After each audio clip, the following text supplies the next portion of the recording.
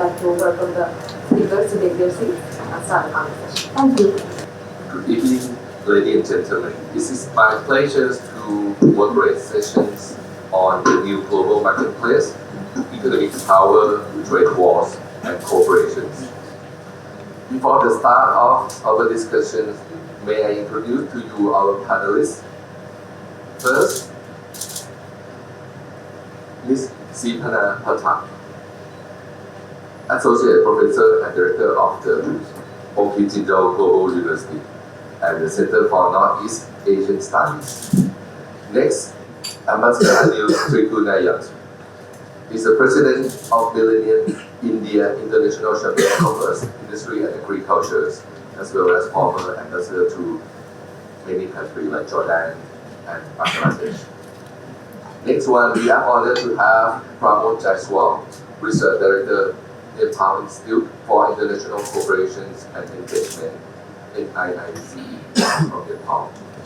The fracturing world is being observed in many aspects. US and China are contending to be the world's first superpower.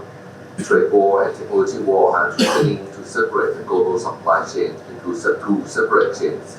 In fact, to some extent, we are observing the divergence in energy sector where oil and gas from Russia and Iran is banned by the West, while many of the global South still enjoying the cheaper supply of energy from this country. We have also observed it in the digital industry. For decades, major digital companies from the US, such as Google and Facebook, cannot operate in China. Recently, Chinese TikTok, digital platform from China, is being banned in the US.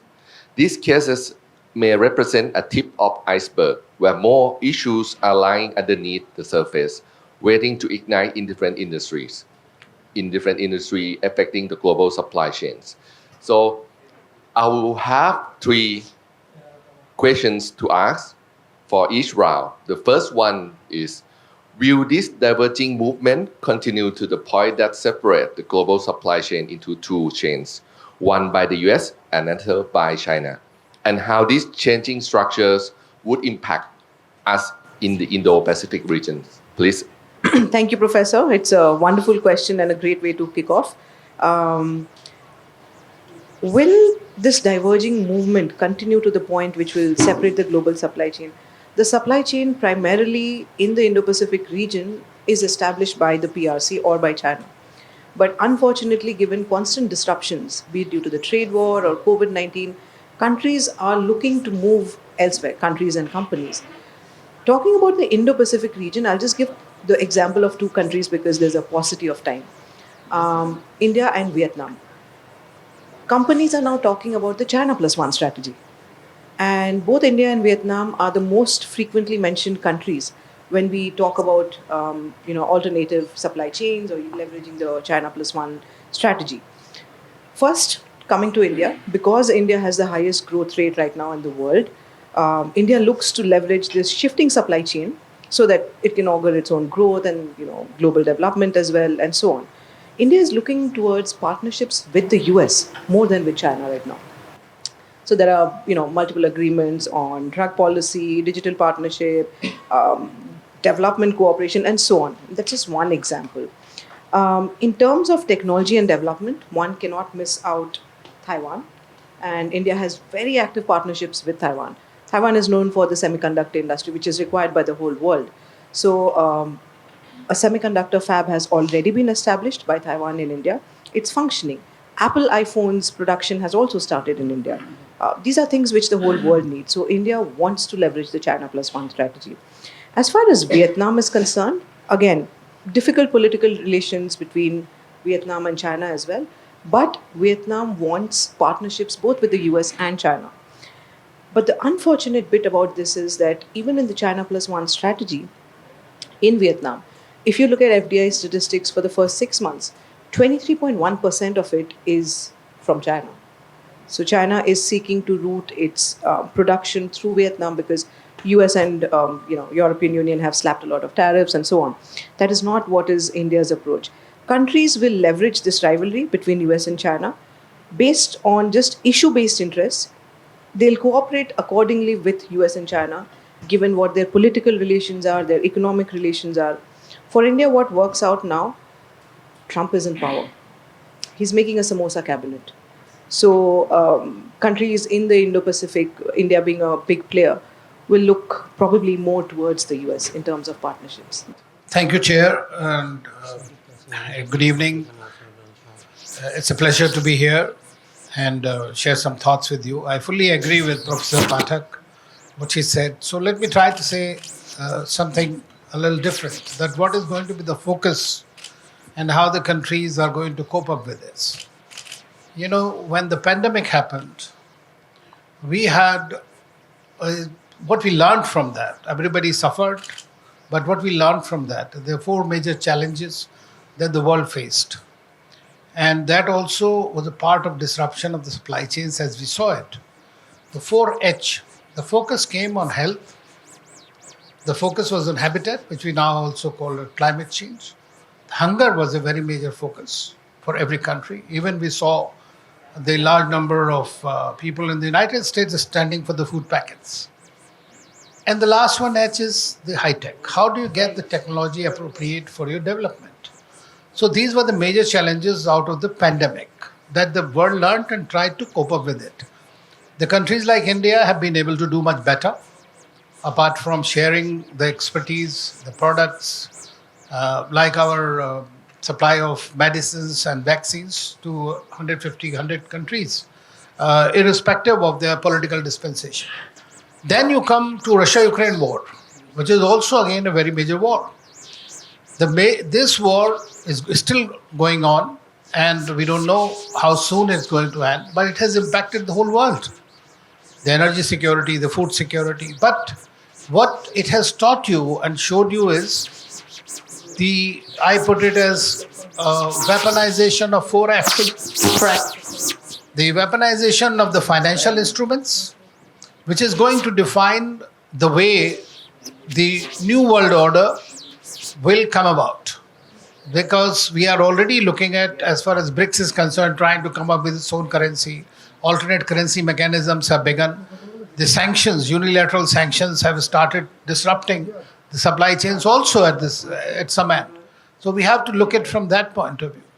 Then that weaponization of financial instruments against Russia led to the weaponization of food, fertilizer, and fuel. And that's what we are worried about. The whole world has been impacted, countries like India, which one of the largest importers. And so what have the other countries who are reasonably good and better? What have they done? Let's look at the Middle East. The Middle Eastern countries started working on an Act East policy. Means looking at their markets. Markets are China, India, Japan, South Korea, mainly for them. So they took a middle position on these wars. Then you have the Middle East war. This Middle East war, apart from causing a tremendous civilian casualties and problems, what we learned from it, that the disruption, defiance of the international law as it stands today, and then destruction. Now the worst of all these is the defiance of the international law or international rules, as we call it. And that is also happening with the connivance of their benefactors. And they are able to get away with it. So these are very important things that are going to define the way the new world order will eventually emerge. And the technology will be the defining factor. I don't look at the simple markets or others as being there. 10 years, 20 years from now, if you had seen, we didn't know the mobile phones so much. Today, we can't live without the mobile phones. The technology has taken over. It's going with the artificial intelligence-driven industrial revolution. China is already investing a huge deal and want to have a parity, both economic and technological, with the United States. And the US's worry is not that, but it is technology denial to the Chinese. So sometimes that works well for the country which is denied. India has suffered from it earlier. And I think that we are also once again going through our own self-reliance policy, Atmanirbhar as we call it. And so we are developing our own supply chains, be a part of the supply chains. For us, Quad or BRICS, we are partner in both. they are both opportunities for us. The Quad India is the one which is looking at the critical technologies, critical minerals, and others. So we are focusing more on the economic dimension, technological dimension of it. Likewise, in the BRICS, we are looking at our partners diversifying it. So I don't see that we are going to have a bipolar kind of a world in the economic sense. Geopolitically, it might as well be there, and that's how I look at the Cold War 2.0. That geopolitically, you might have a Chinese pole and the US pole, but there will be a multipolarity in the geoeconomics of the game. There will be many players, multilaterals, minilaterals that will be playing out. Thank you, Ambassador Anil. I think you have a good point. I mean, it's not going to be like two polar world for economic sense and for geopolitical sense. I mean, India is developing your own self-reliance on technology, on various supply chain as well. Yeah, that's very good point. And our next speaker, Pramod, please enlighten us on your point. Thank you, Dr. Suthikorn. I'd like to continue from where Dr. Sriparna Pathak and Ambassador Trigunayat mentioned that due to disruption of supply chains during COVID and all those that was Ukraine war and all, initiated this issue. Let me explain that through a few examples. Let me take the case of Nepal. Before COVID, we used to rely on China. We signed China's BRI in 2017, and then we had a number of initiatives from India through BIMSTEC. But new things started coming up. We also signed a project from US, MCC Millennial project. Now, Nepal, which was a bit reluctant to engage with US, started coming strongly. Nepal started showing interest on Indo-Pacific strategy. Nepal started to build a different narrative, like we are working on that project. Like, Nepal claims that it's a part of Indo-Pacific, it's in the Indo-Pacific region and maritime concerns are important for us. We started mentioning that Nepal is a virtual maritime country. We have open border with India. So when we have open border with India, our security border ends at Indian Ocean. So all those development that takes in the Indian Ocean are concerned for us. So Nepal started showing its interest in Indo-Pacific waters. We started look east or eastern part of the continent. So those new initiatives Nepal started to engage. I mean, the current Prime Minister, he started a visit from Vietnam, Cambodia. These are the countries he started visiting. Second factor, one, like when Nepal claims that it's a part of a maritime country, virtual borders, Nepal also believes that through BIMSTEC it have access to Indo-Pacific region, or you can say Bay of Bengal region. Legally also Nepal have access to that region. Third, Nepal also realizes that there is intense competition between Indo-Pacific water and the Himalayas. When India started to engage with US, Quad, and other, when India started to move in that direction, China started to read it as an act to challenge them.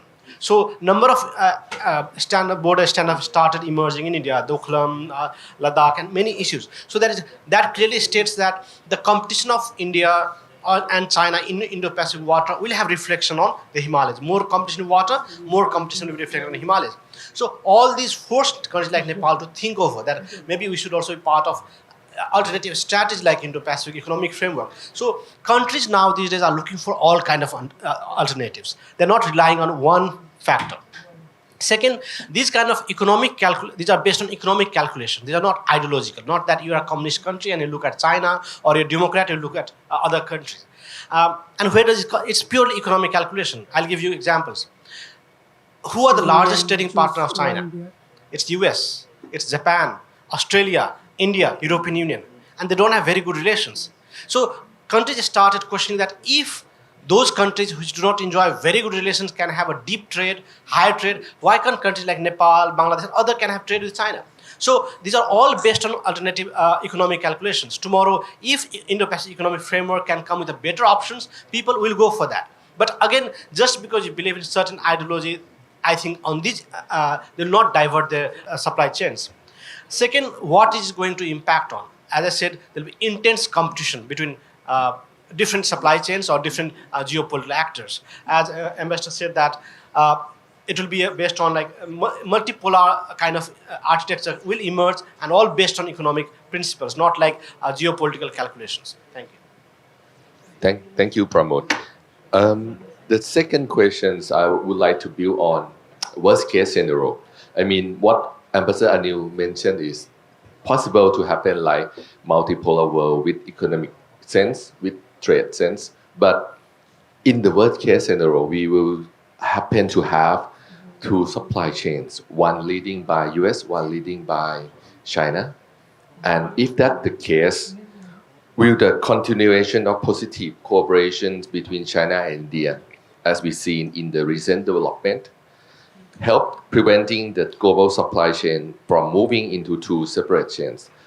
What I mean here is like, as long as we have large number of countries maintain their neutrality in terms of trade, in terms of technology war, in terms of supply chains, then we still have the space to engage between two supply chains. And that's gonna be how two supply chains still engaging and unite with each other, instead of having country taking sides in terms of economics and trade.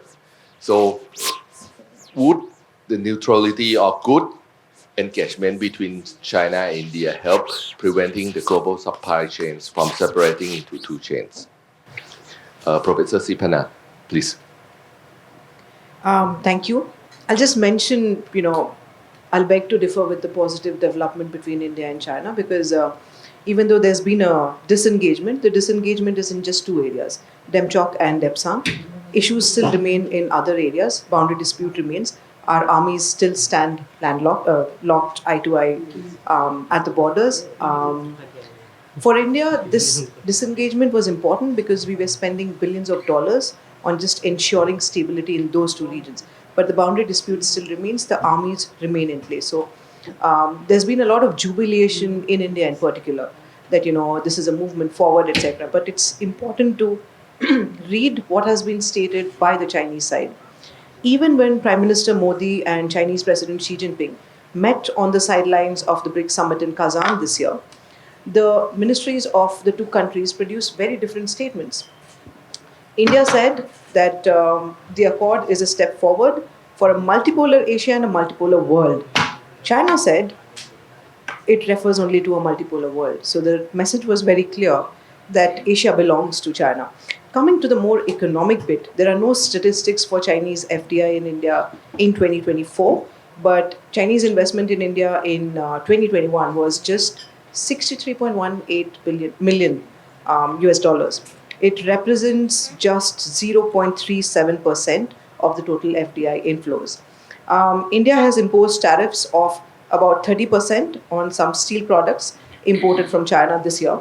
It's going to stay in for 5 years. India has also initiated the highest number of anti-dumping cases against China, again this year, highest by any country. So what India wants to do in terms of these, so that there's no bifurcation of the world into just two different supply chains, is provide an alternative. An alternative with the help of other like-minded countries. There's Japan, there's Australia, so there's the US as well. There's ASEAN. So there's the Blue Dot program, there's India's Sagar. So that a bifurcation does not happen, countries don't have to really take sides. Unfortunately, because of the political differences, India has to be very cautious with regards to China. And it's not just politics, it's also economics. There are several tariff and non-tariff barriers against Indian products in China. There's no equal market access. We've suffered a trade imbalance for years. We've mentioned that multiple times, for 20 years at least. It's not been addressed. I'll give you a few examples of the best Indian products in the world. India is known as the generic drugs platform of the world because we produce generic drugs at a very cheap cost. But when our generic drugs, our medicines, go to China, they are docked at the ports for months. What happens is that medicines expire. As compared to this, even in the most democratic and bureaucratic countries of the West, or even in ASEAN, there is easy access. So, yeah, so this is a non-tariff barrier driven by political motivations. Even if one says India produces agricultural goods, so there's a comparative disadvantage. Fair enough, we produce agricultural goods. Basmati rice is patented by India, but China would rather buy it from Pakistan. They would not buy it from India, saying that there might be 10 pests in those. Funnily enough, 7 of those pests are in China, not to be found in India. Again, non-tariff barrier. So even economically, China does not see us as an equal. So, which is why things are going to be very, very difficult. What are we doing over here? European Union emerged as the largest trading partner for India this year. Before this, the last 2 years, it was the US. Before that, it was China. So we are trying to move our reliance away from China. And it's not just the US. We're also looking at EU. We're also looking at Russia. We are criticized by the Western world for having ties with Russia, but what we do with Russia is basically our own national interest. So we're trying to create this sort of a mechanism wherein countries don't have just two choices. It shouldn't be an either or. India wants to be the third way, and with the help of others, of course. So that's my inputs worth 2 rupees. Thank you. Thank you, Professor Sriparna. Your mentions about third way reflecting the third world in the Cold War. Thank you. And please, Ambassador Anil. Yeah. Well, the thing is, the bottom line, I mean, this is my personal opinion, not the government or anything, is that China is going to be a challenge for India across geographies. South Asia is a major challenge. Every country will have to perhaps change our style and strategy also. West Asia, you see anywhere, you are going to have a China challenge. Because China's basic policy, as far as India is concerned, is driven by containing India within South Asia. And that's not going to happen. Today, Chinese economy is under stress, whereas Indian economy is the fastest growing, largest economy in the world. And by 2027, we will become the third largest economy. Today already we are the third by purchasing power parity. But we still believe in dialogue and diplomacy. So despite the 2020 Galwan crisis, we had eyeball to eyeball confrontation with China across the border. And the Chinese understood that they are not going to get away with India like this. And therefore, what Professor Sriparna also mentioned about the whole thing is that we had discussions across various platforms. Our ministers met, our national security advisors met. We are the two biggest countries in the region, and the largest neighbor for us is also China. Problematic one, but we deal with them. At the same time, we also are developing other important relationships, but they are not confrontational relationships. They are complementary relationships according to our national interest and overall global interest. Because you might have heard about this word called Vasudhaiv Kutumbakam. The world is one family. Even when we had the presidency of G20, India followed this policy of one earth, one family, one future for the whole world. Basically, we are not thinking in terms of only ourselves, but any country and every country, its own self-interest, national interest is supreme. And that is the primary objective of any foreign policy. But coming back to China today, irrespective of the fact, the problems, the Chinese in the global marketplace today is still an indispensable supply chain. That is precisely the reason that the United States changed its strategy from decoupling to de-risking. So I think the more and more countries will try to de-risk, which have the capacity to do so. And India is trying to do it by going through its Make in India project by as much as it can. But I will not subscribe to the idea that going forward, the countries can become islands. No country is going to be island. We will have to depend on one another over others. So fundamental tenet of India's foreign policy until 2020, and I think going forward, will be competition with cooperation. And that's precisely the reason that we are also partnering China in various multilateral and unilateral organizations. In the BRICS, we are close partners with the founding members of the BRICS. We are also working with them in Shanghai Cooperation Organization.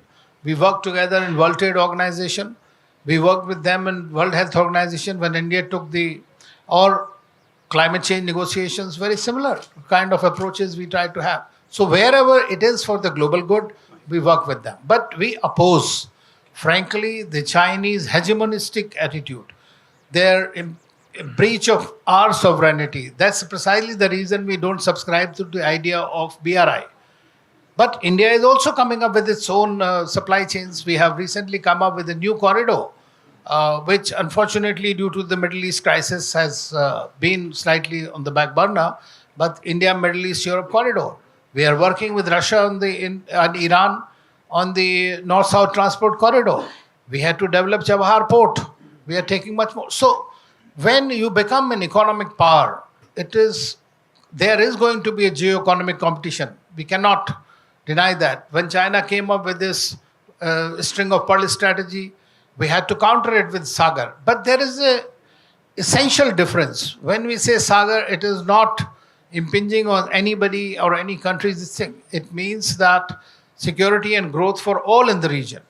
So there is a principal difference in our approaches we do not consider everybody as a simple client. We consider them as partners and trusted partners, and what is good for the people of a country or a region. That's what is our approach. So I think going forward, it will be a collaboration, there will be conflicts, and there will also be contestations for geo-economic space among major countries. Thank you, Ambassador Anil. Please, Pramod. I think I'll add, I have nothing more to add with what Ambassador Trigunayat said. I think both the countries will have cooperation, conflict, and contestations because both India and China aspire to be global powers, so there will be intense geopolitical competition, economic competition. That will have, I think, huge pressure on the small states. I mean, both India and China are going to exert huge pressure on smaller states like Nepal, Bangladesh, and others. Obviously, we hope that there is cooperation between India and China, but that is hope, that is desire. But it's a distant dream, which is difficult to fulfill.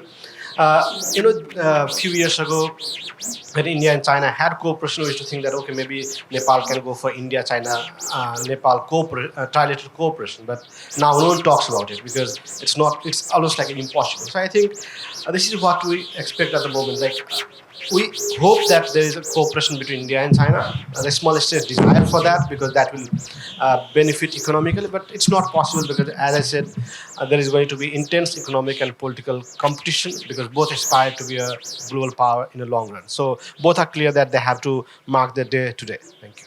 Thank you, Pramod. Here's come the last round of questions.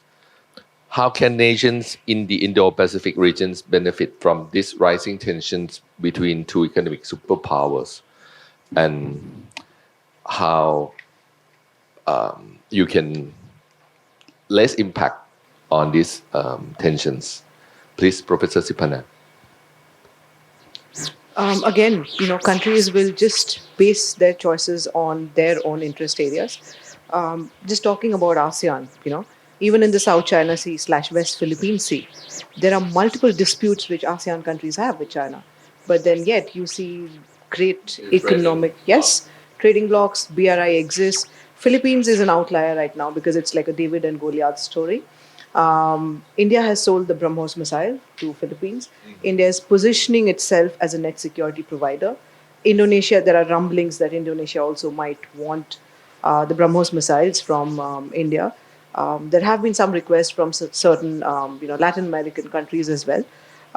So India is a latecomer in the race, but there is a third option. Talking about trade, again, going back to ASEAN, the volume of trade has just increased over the years. We didn't start as early as China did. We don't have as much deep pockets as China does, but it's a better late than never. With Indonesia, again, Indonesia is is the largest trading partner for India, and the trade is only increasing.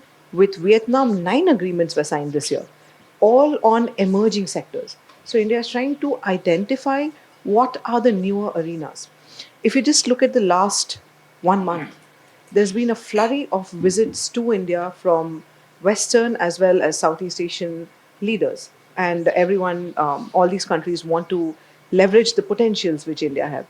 There are some things in which India and China are taking off at the same time. Green hydrogen, for example, because now we're talking about climate change and addressing them. This is one arena wherein we are starting out together, and India has a bit of an advantage over here. So maybe what countries can do is identify where can we cooperate with each country. If China works out for them, fair enough. US works out, fair enough. India will provide a third way out. If India works out, then sure, why not? Japan and South Korea, they do things very silently. They've trusted India from the 1990s onwards, so much so that Samsung, Hyundai, Honda, these have become our household names and they've invested a lot. That's something which India also wants to emulate, which is why it doesn't create that much of a noise as much China does. There are these multiple options. So countries can choose. It does not have to be an either or situation. So that, there's an equality in choices. That's a truly multipolar world. Thank you very much, Professor Sriparna. It's very good conclusions. Yes, India is the third way out for everyone. Yeah. Yeah, I fully endorse what Professor Sriparna said in this. I would say that in a maximalist kind of a scenario, if we were to look at it, if there is, and a lot will depend on the outcome of the Russia-Ukraine war. I think because that will define the new world order. It's already begun to. Some people say we are already into hot war 3, World War 3.0. But in any case, Cold War 2.0 is going to be quite a reality in that sense. So we need to prepare for it. You see, in diplomacy, it's always good to work at the worst case scenario and begin for the best case scenario. So not that best to worst. So that you are well prepared and better prepared for that. For every country, you will have to look for its own interests. There are bigger challenges. The challenges are climate change. There is a terrorism challenge, which is across. So there is developmental challenges for the world. Because of all these wars, these countries in the global south or developing countries, or it is called the world majority, a new word has come for global south now. Now in that, those countries have suffered, including ours here in South Asia, in an unprecedented manner. So nobody is bothered about your developmental aspirations. There are a lot of talk, but there is no money on the table. So that's why the SDGs, so-called SDGs, have never been fulfilled and unlikely to be fulfilled. So who's going to raise that voice? And that's what countries like India are trying to do that on a global scale. So I may sound a bit pompous in this, but it is my personal opinion that if you have a geopolitically defined Cold War 2.0 scenario in which China would lead one of the camps, the US would lead the other camp, where would India stand? I personally feel that India will not go with either. We all believe in strategic autonomy, means our own self-interest, national interest.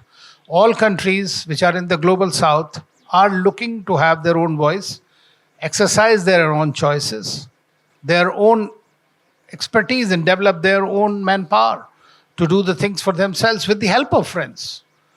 And I think that this strategic autonomy is something, and that's when today there was a big debate going on in the discussion going on in the big hall there about India. I feel that all countries, small countries, big countries, everybody should have the choice. And the choice is, that's what is your strategic autonomy. You want to deal with China, you want to deal with India, deal with them. You have to be transactional. I think the emotion from diplomacy must be dispensed with. It is very important today. Otherwise, we will be driven by emotions rather than the hardcore or the facts.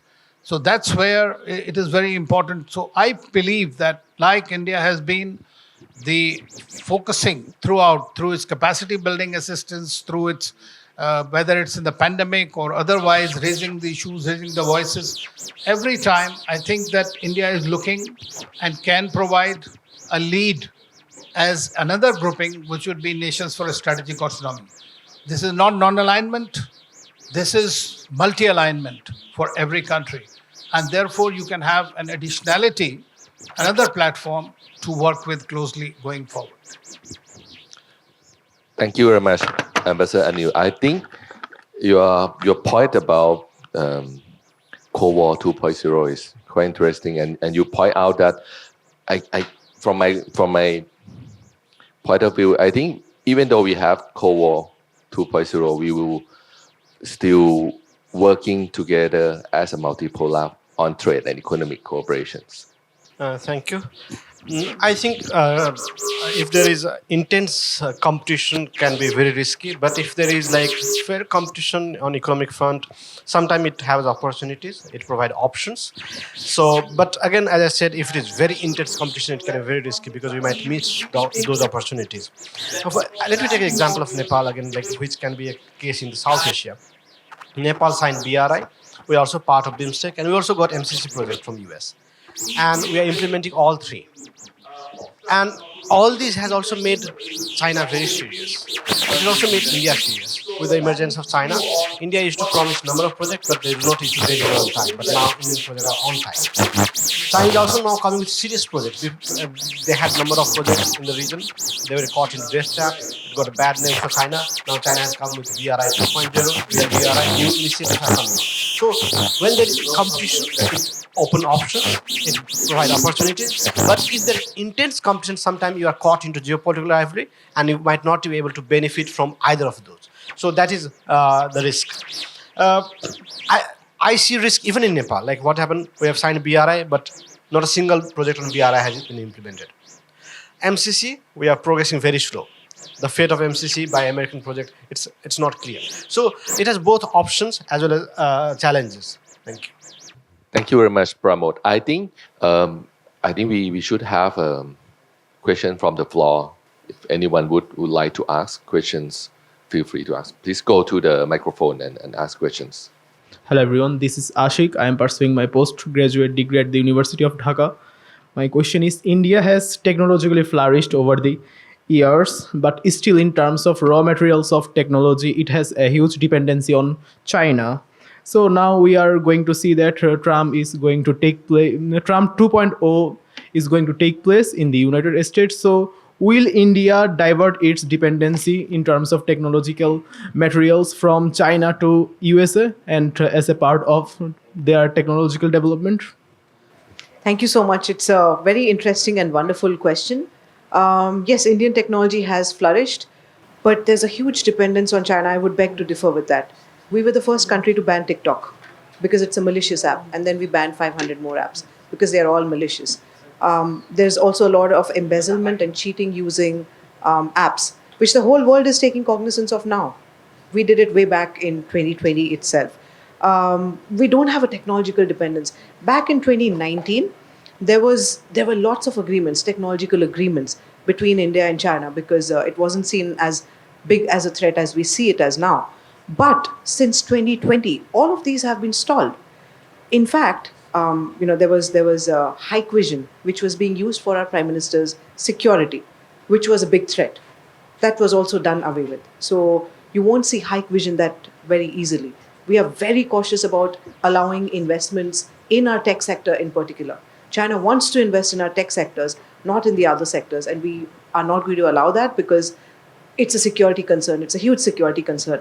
Now that Trump is in power, he's making a samosa cabinet. Is it going to increase our partnerships? We already have a lot of tech partnerships with the US. What my reading is that it's just going to increase in the next few years. India does not use the word alliance because since you're a student, when we use the term alliance, it shows a power differential. I would only ally with someone who is more powerful than me. India believes in equality, equal partnerships. We use the term friends. Even for Bangladesh, we use the term friend, or we use the term partners. For the US also, we call it a partner. So it's going to be an important partner. It's already on an upward swing in the last 5 years. And under Trump 2.0, I think it's just going to increase further. Thank you. Thank you, Professor. Next person, please. Okay. This is Fahim from Dhaka University. Want to know is completely basic about the hegemony and trade war. So my question is, are the trade wars between major powers such as US and China indicative of competing imperialist tendency, or do they reflect a deeper crisis of capitalism? That's it.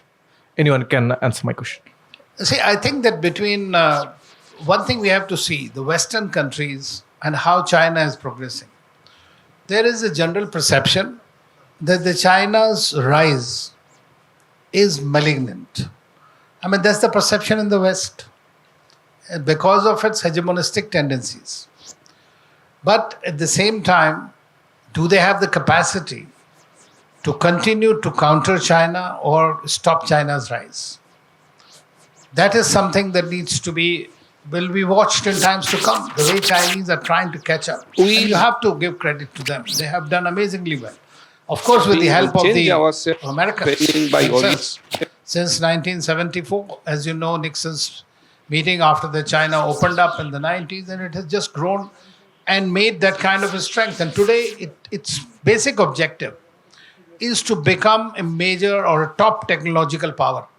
Many people say military power and all that. Tomorrow's wars are going to be mostly fought on technology. So therefore, they want to have this technology superiority over the United States. And that's the major problem between these two countries. And that's what they are trying to do, denial of technology, denial of economic opportunities, creating these. But then already in the 20, 30 years, China has achieved that status. We need to admit that and acknowledge, because it's always good to acknowledge it and then proceed from there. So this war or technology war or the trade war that we are looking at between them will continue. Now, coming of Trump today will accentuate it to some extent. Like, as you know, this morning or yesterday, I think, in Peru, President Biden and President Xi Jinping met. And Xi Jinping said that I'm looking forward to work with Trump. Now, Trump also is a businessman. He's a transactionalist. So he will try to contain China to the extent by putting tariffs, by creating those issues. But at the end of the day, we have also seen him hugging North Korean leader. So this time he'll be more predictable. But this particular thing is for space, global space and leadership, and not necessarily, as you mentioned, about the capitalism in mind. Thank you. Again, brilliant question. So I see Dhaka University students are really brilliant. Hegemony and trade war. Is it a crisis of capitalism or is it imperialistic tendencies? Unfortunately, every country is imperialistic. Every country is capitalistic because money matters. US, we cannot wash away its sins. It's done it for a very long time. China, again, we can't wash away its sins.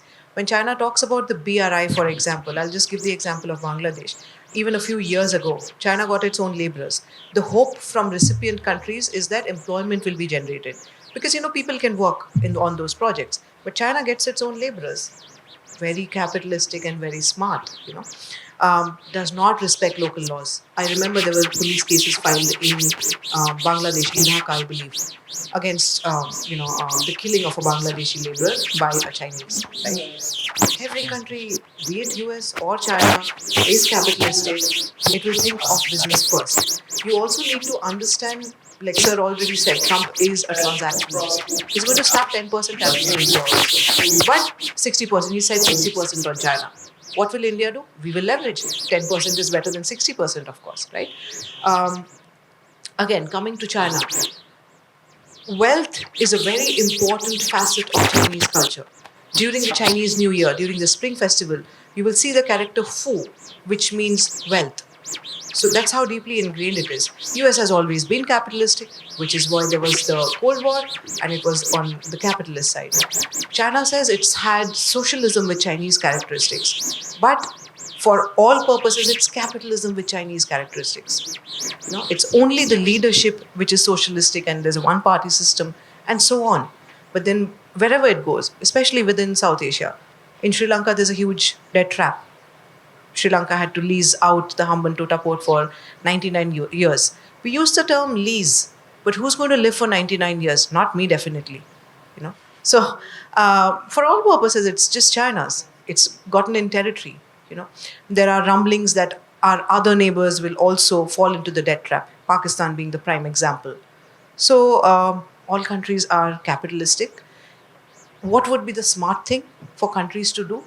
Find out, respect your own laws, find out where you can leverage. Before getting leveraged by the others, leverage the others. There will be opportunities with the US, there will be opportunities with China. For us, political differences are there with China, so it's a whole ball game, different ball game. But for other recipient countries which are part of the BRI, etc., leverage them before they can leverage you. That's the more rational thing to do. Try to outsmart them. Please, Pramod. I'll just add a few things. Like, for example, how do China engage around the world? They first go for trade, then they go for investment, then they want to securitize the investment, they go for defense cooperation, and they go for political advice. They'll start telling the political parties, you should develop like this, you should control your country like this and all. Now, what did British do? They did the same thing. They first came as a trader in South Asia, and they end up being a ruler. So every country have similar tendencies. Only the type of, you say there was imperialism, the new imperialism, there will be another word for imperialism, So only neocolonialism. So only the pattern will change. In the past, British came themselves. Now Chinese will not come themselves. They'll send their own representative from Bangladesh. Some of us will be representative serving Chinese interests. So that is how new form of imperialism are there. Second, now can we contain China? Economic containment. I think it's challenging. I'll give you example. The superpower of US. I think there are three major shocks in US history. First was 9/11. Americans used to think that no country in this world can even touch them. Forget about Russia. If Russia and China come together, we can deal with that.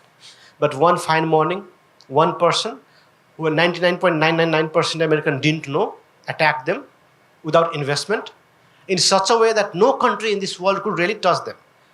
Can any country kill 8 Americans today? No. But thousands were killed. That was the biggest attack on China's psyche, US psyche, that no country can touch them. That was a big, that is the first decline of US. Second was that they fought for 20 years. With whom? Not Vietnam. Vietnam was supported by Russia. Proxy war were there. In Afghanistan, there was not a single country supporting Taliban. Rather, everyone is supporting Afghanistan government or NATO forces or US directly, indirectly.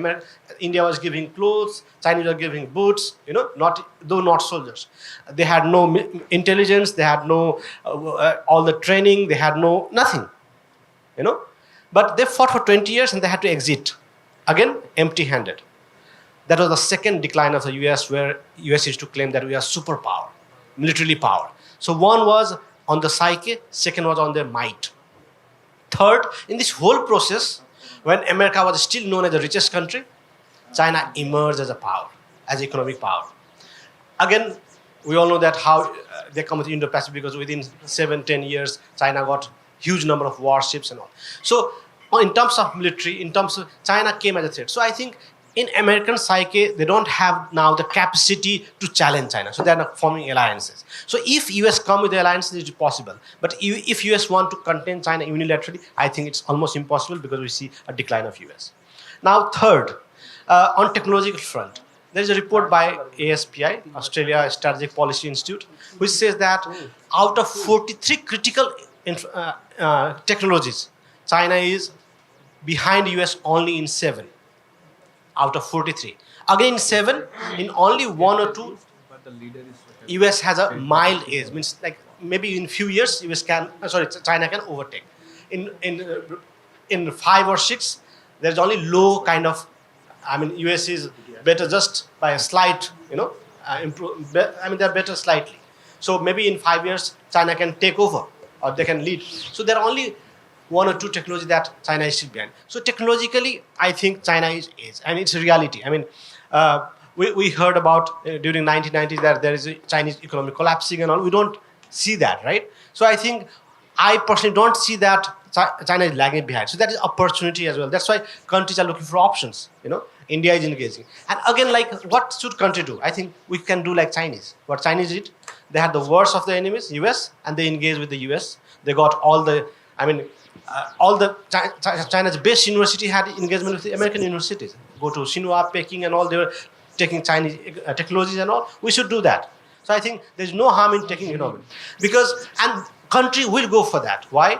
Because there's intense competition on every government. Today, every government has intense competition to deliver, and deliver means road, technology, advancement, because the desire and dreams of people, youth, are very challenging for every country.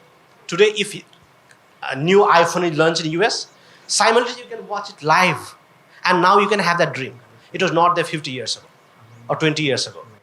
Now, the desire, dreams, and aspiration of youth around the world is rising at the same time. If today Americans want to have a new iPhone, Bangladeshi also want to have a new iPhone, and everyone want to have that. If there's new Ferrari, everyone want to have. So every government has intense pressure to deliver, and that delivery is in terms of economic development. So I think on economic front, there is to be intense competition, and country will engage, and I think every country should engage. The region, because China is doing that, America is doing that, why can't we do that? Thank you. One last point I want to add just before we close. You know, the countries in South Asia, for example, as has been made out, you are in a very good space today. The kind of transactional possibility of leveraging one against the other you have was never existed before. So I think one should make best use of it. Thank you. From my listening to Pramod, I think it reminds me of one fact that actually the rise of China or India is not abnormal. It's like what the world have been for the past 1,000 years. I mean, India, China, before the colonialism, before the Industrial Revolution, contribute like more than half of the global output. And what's happening now is like getting the world back to what it has been before, like the rise of China, the rise of India, the rise of Asia. And one important thing is from what happened during that times is China and India never practiced imperialism or colonialism. You see what I mean, right? They never invade outside their country. They never colonize anyone. So this may be a good sign as well that we are going back to normal, but the lead may be by India and China, who never like to colonize anyone. Yes, because they're big enough. Yeah. So maybe next question, please.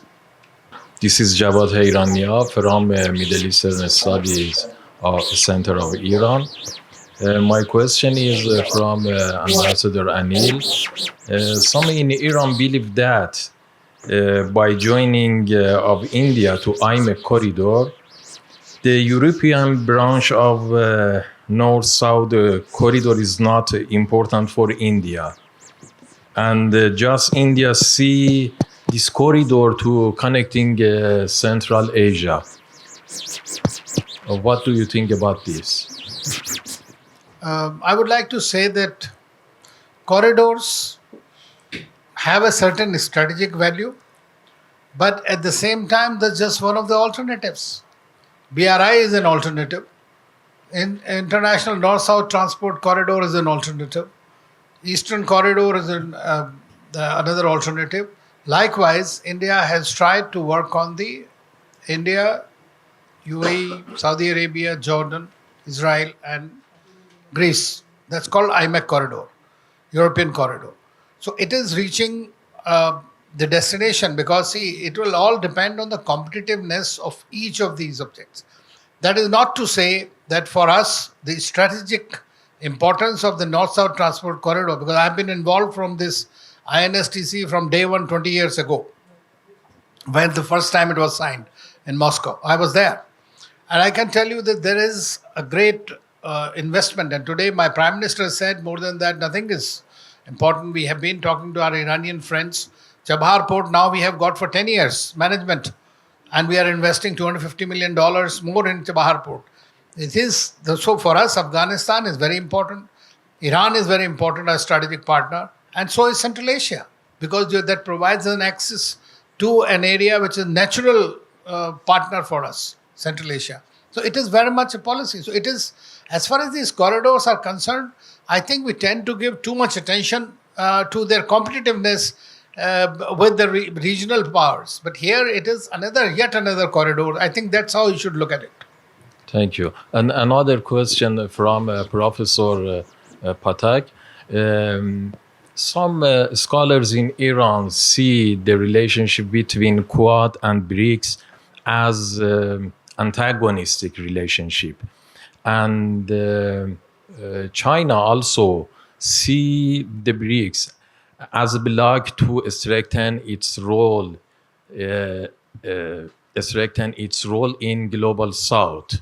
How see India these blocks? Professor Anil mentioned that India see two blocks as opportunity, but I think by more conflict between the United States and China, India should choose one side and cannot act according to a hedging strategy and should choose balance of power. What do you think about this? Thank you so much. Difficult question, but very interesting one. India has to choose one side. It can't hedge, as you say. It's not just people in Iran who say this. A lot of Western commentators also say the same thing, that India has to choose a side. It cannot constantly be hedging between the two and choosing. For every country, sovereignty is important. Just the way China says their sovereignty is important, so is ours. So the ball is in China's court. We would want to cooperate. We've always tried the hand of cooperation. But China does not cooperate with us. It shows some semblance of cooperation, but then it moves back. It's always one step forward and two steps back. So our sovereignty is also important. BRICS.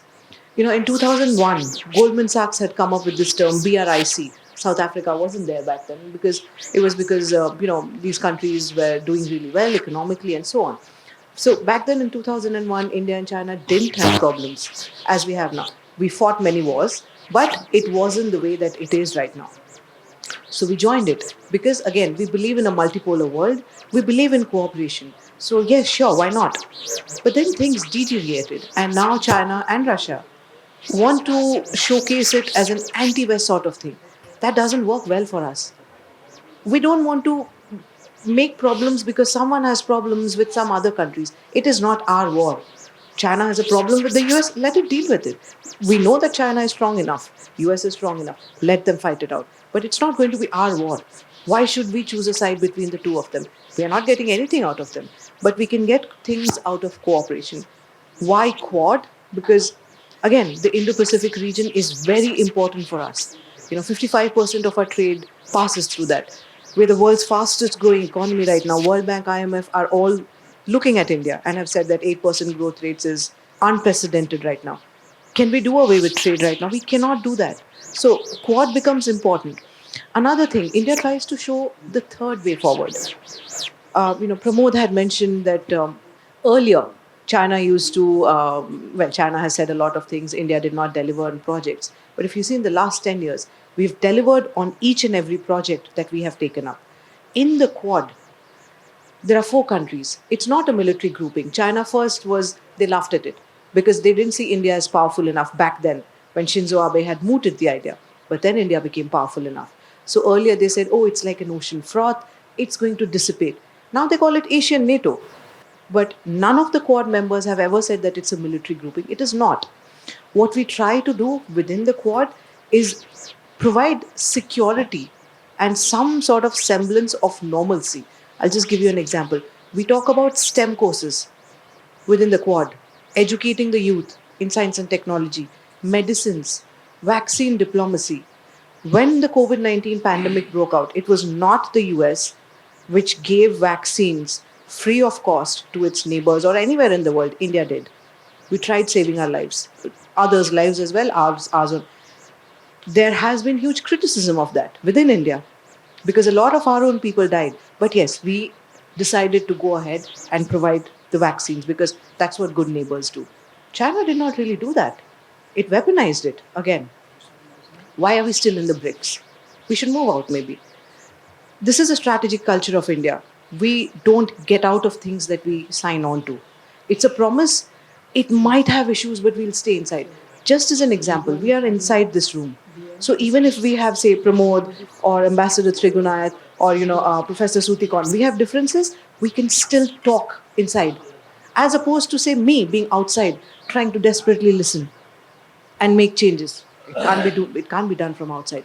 So we are in the BRICS, we will stay. We will try and leverage opportunities. Quad is necessary because this sort of normalcy has to be shown. We don't even mention China by name in the Quad. So China is, I don't know why it's getting so threatened by, India providing some sort of net security. It's just that the times have changed. Earlier, China thought India was weak, and yes, we were weak, militarily and economically. Not anymore. You know, we have been following this policy of multi-alignment. It is not hedging. Please try to understand this. When we started importing oil from Russia, the whole European, Americans, everybody was dead against us. But we stood our ground. It was not because of that. We said it's our own national interest. And it also balanced the oil prices in the world. India is the second largest importer of the crude. So it's not that. Secondly, look at it, the way the India approaches, and it is misunderstood, maybe in the neighborhood sometimes, but the way India approaches is always, we are not hegemonistic in any way. We want to grow, and we want to grow with everybody, with a share and care approach. That's what the Indian, this thing has. At the same time, India is trying to act as a bridge between the West and the East and the North and the South.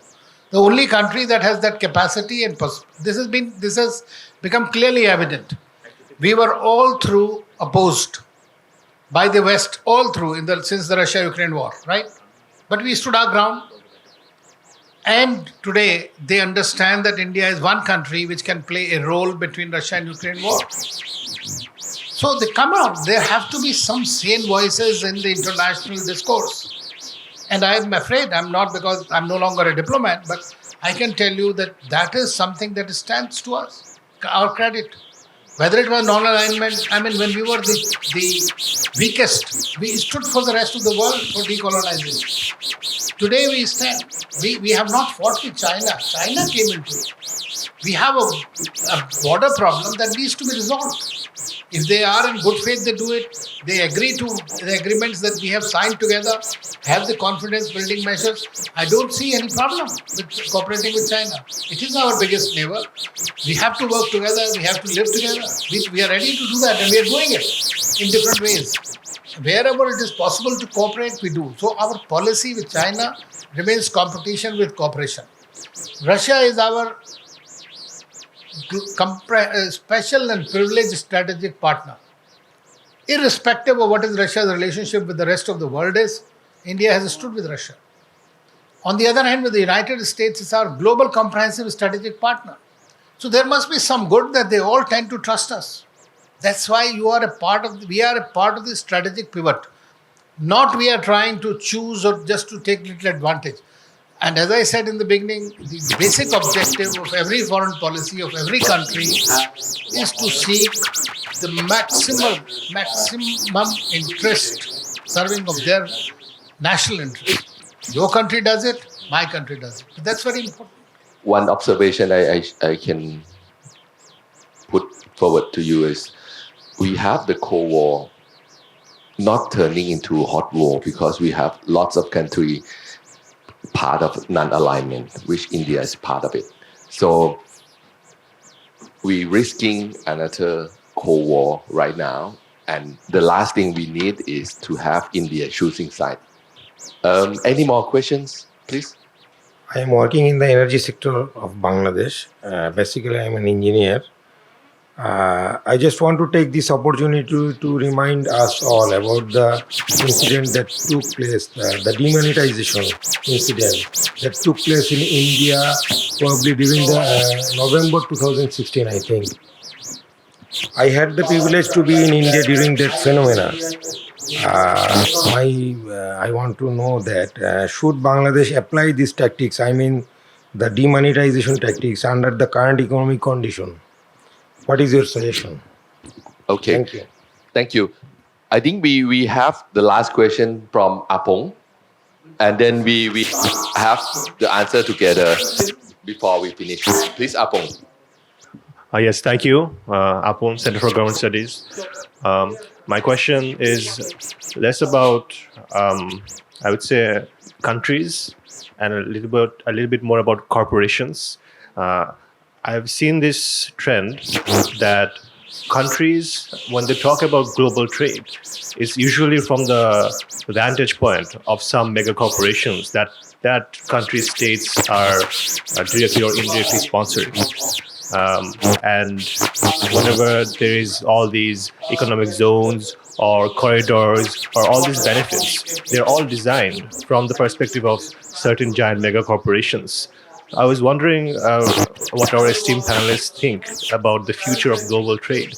Will there be more of this kind of giant mega corporations taking control of a portion of geopolitics through this sponsored trade between countries? Because, for example, whenever we see trade between India and Bangladesh, the headlines are always about Adani. The headlines are always about energy trade, and the headlines are all about construction projects and all that, infrastructure development and all that, contractors who are being used. Same with China as well, and also Russia with the nuclear power plant. But we see a lot of local trade between India and Bangladesh as well. For example, from the Meghalaya province, there's a lot of trade between Meghalaya and northeast Bangladesh.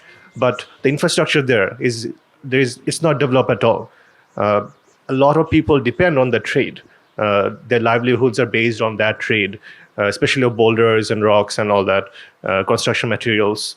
But those people's livelihoods are never focused. They're never the foreign policy talking point. They're never the headlines. So I was wondering that will there be more of this corporate culture of the global marketplace, or will there be space for inclusion for all in the global marketplace of the future? Thank you. That was my question for the whole panel. Thank you, Pong, for the last question. So this is the last round. You can address one or two questions and maybe wrap up your point. So I'll answer the first question. It was on demonetization, right? Okay. So yeah, demonetization was a terrible, terrible pain for the common people because we had to stand in long queues, get the currency changed. But it was done for a strategic purpose.